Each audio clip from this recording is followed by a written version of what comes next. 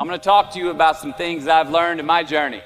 Most from experience, some of them I heard in passing, many of them I'm still practicing, but all of them I do believe are true.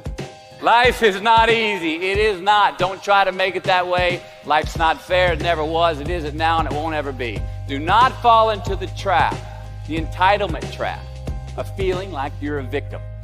You are not. Get over it. Get on it. So the question that we've got to ask ourselves is, what success is to us? What success is to you? Is it more money? That's fine. I got nothing against money. Maybe it's a healthy family. Maybe it's a happy marriage. Maybe it's to help others, to be famous, to be spiritually sound, to leave the world a little bit better place than you found it. Continue to ask yourself that question. Now, your answer may change over time, and that's fine. But do yourself this favor. Whatever your answer is, don't choose anything that will jeopardize yourself. Prioritize who you are, who you want to be, and don't spend time with anything that antagonizes your character. Be brave, take the hill, but first answer that question, what's my hill?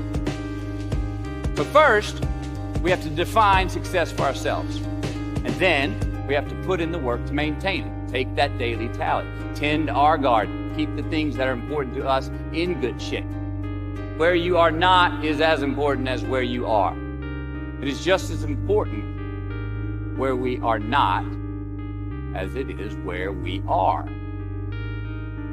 Look, the first step that leads to our identity in life is usually not, I know who I am.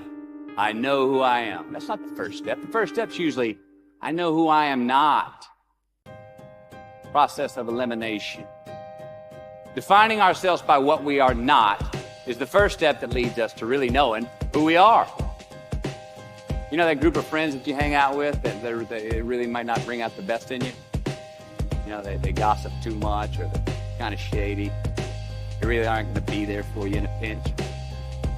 Or how about that bar that we keep going to that we always seem to have the worst hangover from? Or that computer screen, right? That computer screen that keeps giving us an excuse not to get out of the house and engage with the world and get some real human interaction. Or how about that food that we keep eating? Stuff that tastes so good going down, it makes us feel like crap the next week.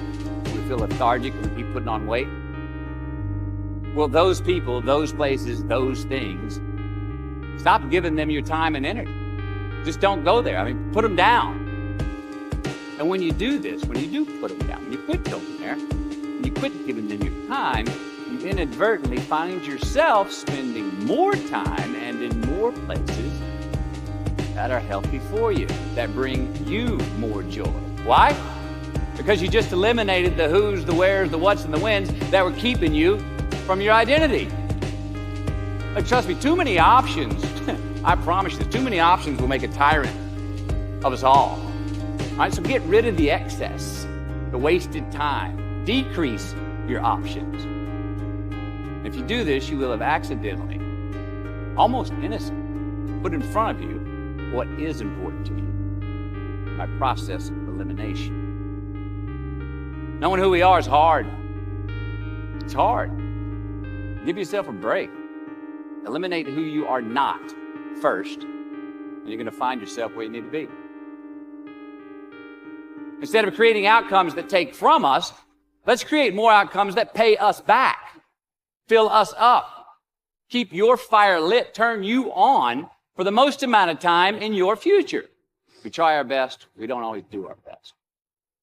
Well, architecture is a verb as well. And since we are the architects of our own lives, let's study the habits, the practices, the routines that we have that lead to and feed our success, our joy, our honest pain, our laughter, our earned tears. Let's dissect that and give thanks for those things.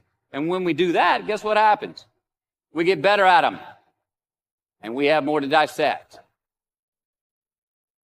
Be discerning.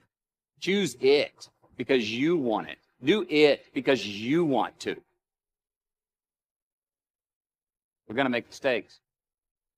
You got to own them. Then you got to make amends. And then you got to move on. Guilt and regret kills many a man before their time. So turn the page, get off the ride. You are the author of the book of your life.